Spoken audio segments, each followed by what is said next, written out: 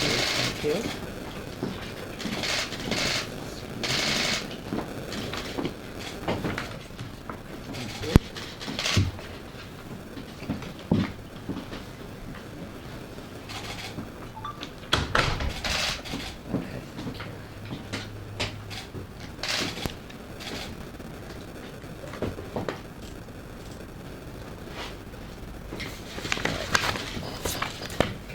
Thank you for coming today. I'm attorney Gloria Allred, and with me is Lena Nguyen, and she will be making a statement. And also with me is Dylan Muriano, and he will be making a statement. And then we'll answer some questions. We're here today because our client, 13-year-old Dylan Muriano, and his mother, Lena Nguyen, have reason to believe that he was the victim of racial discrimination and retaliation at his public school. Dylan attends Walter Reed Middle School in North Hollywood, California. This school is part of the Los Angeles Unified School District.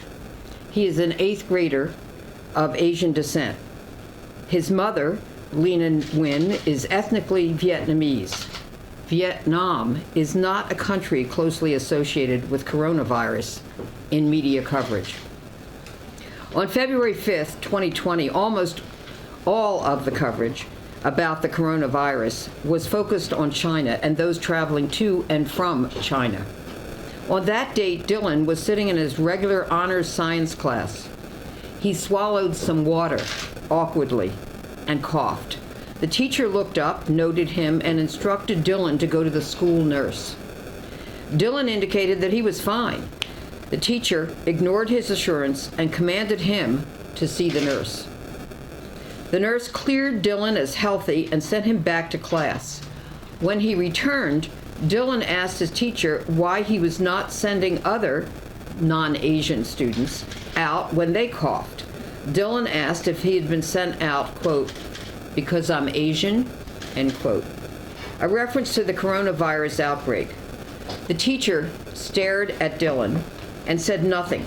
Instead of responding, he sent Dylan to the back of the room. And as class was let out, classmates began taunting him about coronavirus. The further retaliation by Dylan's teacher followed swiftly and consistently. The instances of the teacher's retaliation included the following. The next day, the teacher accused Dylan of being disruptive and sent him to the dean's office. Dylan had not been disruptive.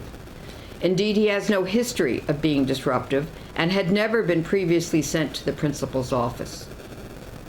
The teacher thereafter sent Dylan to the dean's or principal's office on approximately 6 additional occasions, citing one bogus pretext or another.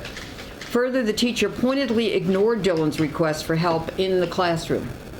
For example, when Dylan asked his teacher for a textbook page number, the teacher would either look at him directly in the eye and ignore his request, or in tones dripping with sarcasm, respond with statements like, it could be in the beginning of the book, or it could be at the end, or in the glossary, I don't know, find it yourself. On another occasion, Dylan returned to the classroom after being sent out on some pretext by his teacher. Because he was sent out of the class, Dylan asked for extra time to finish the classroom assignment, and the teacher responded, we'll see.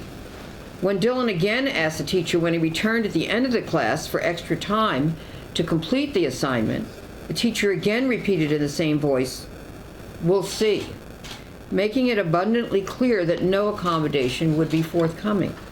In addition, the teacher made Dylan sit in the back corner of the classroom, where his seating area was littered with refuse, including spit, apple juice, and other kinds of trash.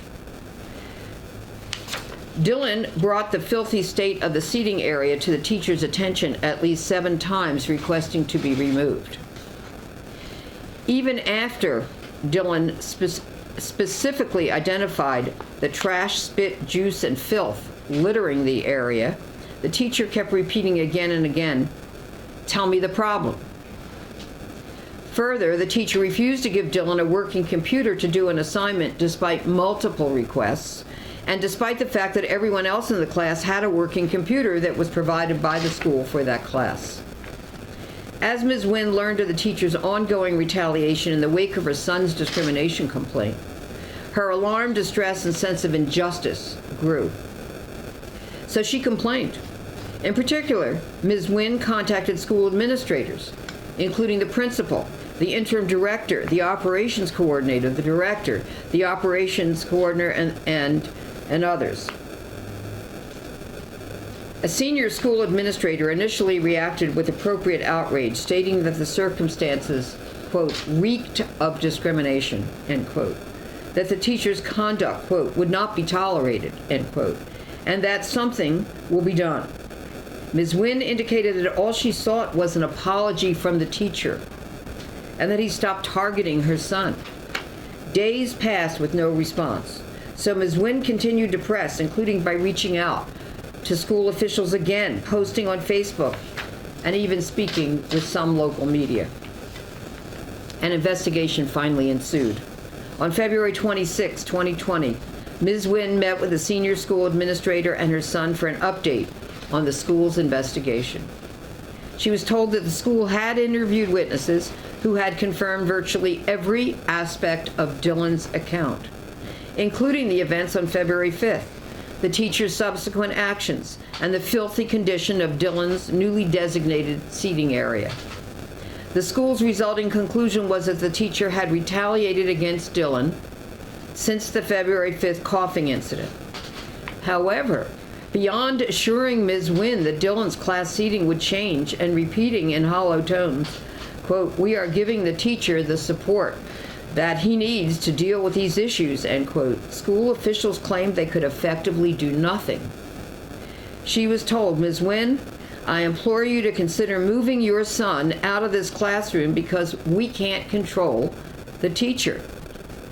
In their view, the best thing to do, quote, was to prevent further incidents, end quote, would be to move Dylan.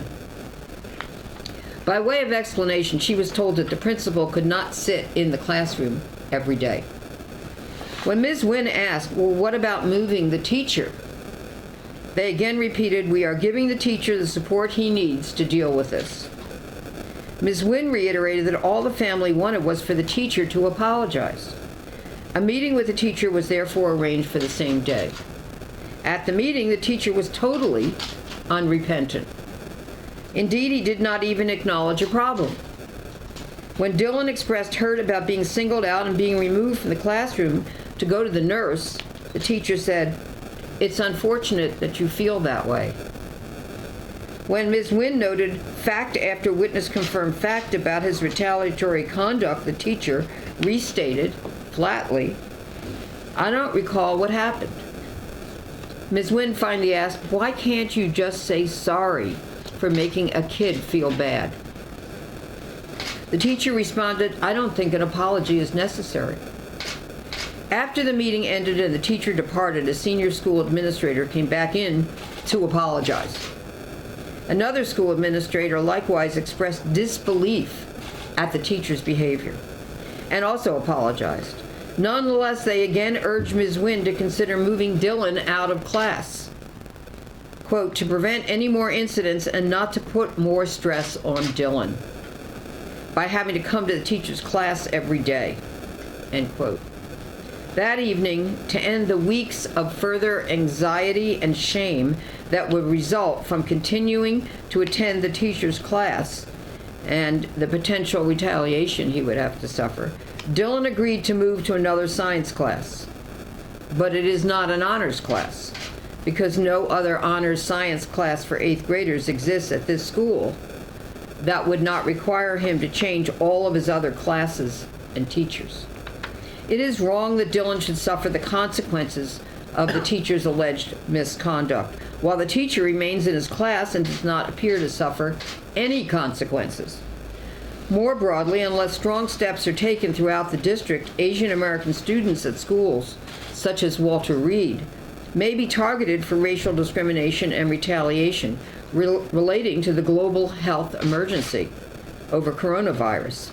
The CDC has stated in unambiguous terms that, quote, People of Asian descent, including Chinese Americans, are not more likely to get COVID-19 other than any other American. Being of Asian descent does not increase the chance of getting or spreading COVID-19, end quote.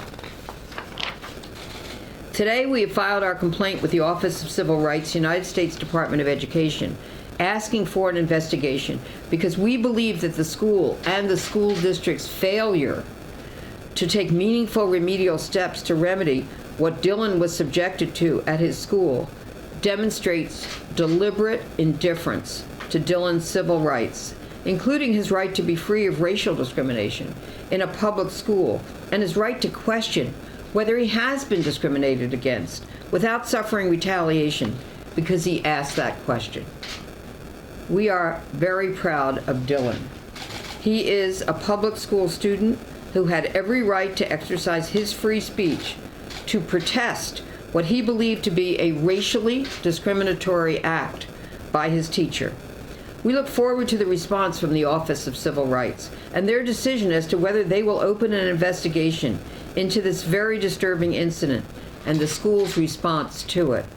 No child should be treated differently in a public school because of their race or national origin, or on the basis of false beliefs or stereotypes that they may or may not be carrying a disease. According to Dylan, no other child in his class who coughed or may have been perceived to have had a cold or flu during the period of media coverage of the coronavirus was told to go to the nurse. And there were others in his class who had coughed or who had appeared to have a cold during the same period. However, he was the only one who was ordered to go to the nurse, even after he stated that he was fine and did not need the nurse. A double standard based on race is unacceptable, and it's against the law. And it interferes with his right to enjoy equal educational opportunity. We're looking forward to the response of the Office of Civil Rights. And now I present Lena, Dylan's mom. Why don't you just, let's move over here, and then she can be in front of the microphones. We'll move to the left. There you go. Okay.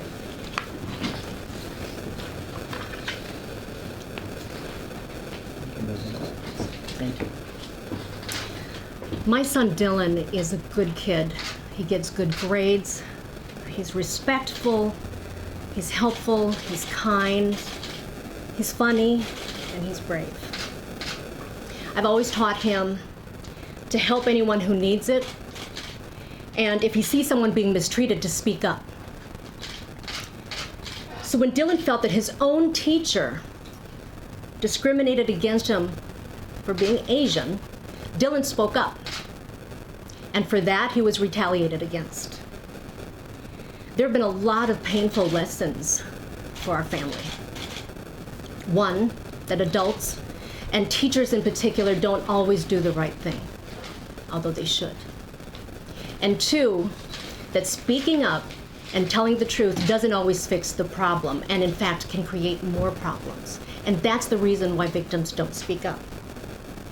For me, I learned how frustrating, how disheartening and impossible it is to go up against a large institution who seemingly is only interested in protecting its own employees. My son did nothing wrong here. But the solution is to remove him from class because school administrators, in their own words, said they can't control the teacher. All we wanted was an apology so that we can move on, but the teacher has refused to do so. The teacher has not once denied that he targeted my son for being Asian, and he has not once apologized for what happened.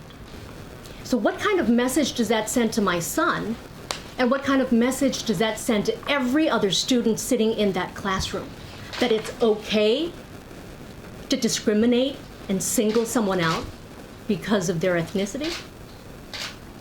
I know for a fact that there are a lot of Asians who prefer to keep their head down, stay quiet, and forge ahead in the face of humiliation, discrimination, and mistreatment.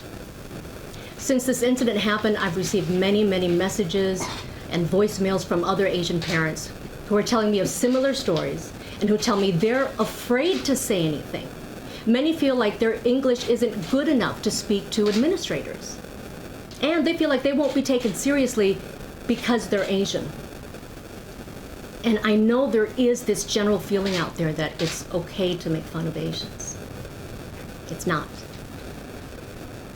So the reason why we are filing this complaint is to hold the school accountable, but also to let other parents know there is something that you can do if your child has been discriminated against and you feel like the school has not responded adequately. Lastly, and it's very important that I mention that there are a lot of great teachers. There's one in particular at Walter Reed who a couple weeks ago was out for a few days, and my son actually asked me to email the teacher to make sure that he was okay. And that's the kind of caring, impactful relationship I want to see. I don't want my son to be afraid of going to school, and I don't want him to dread facing his teacher every single day. And I never, ever again want to have to say to my children, don't do what your teacher just did. And I want to thank you all for covering this. Thank you. Okay, now, we'll over here. And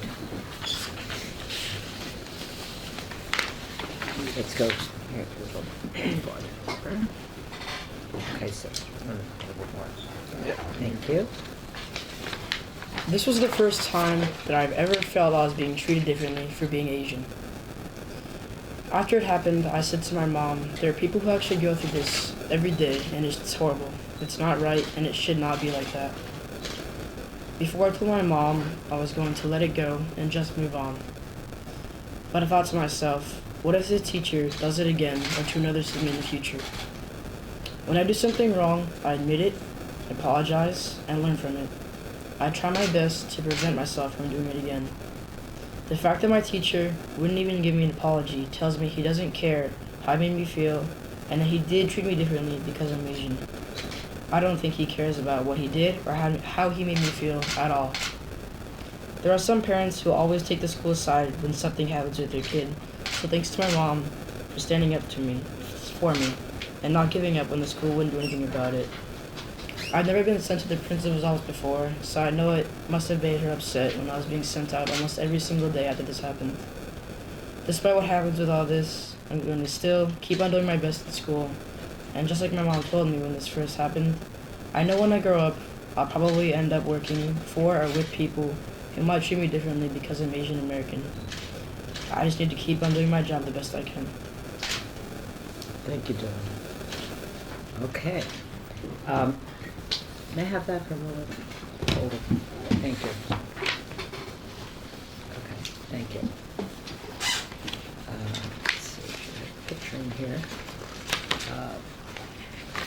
Okay. And so we have provided you a photo of the area that he was sitting in. The original, actually, you could see a little bit better, but that he was asked to sit in at the back. And there's there's refuse, there's trash on the floor, there's spit on the chair, and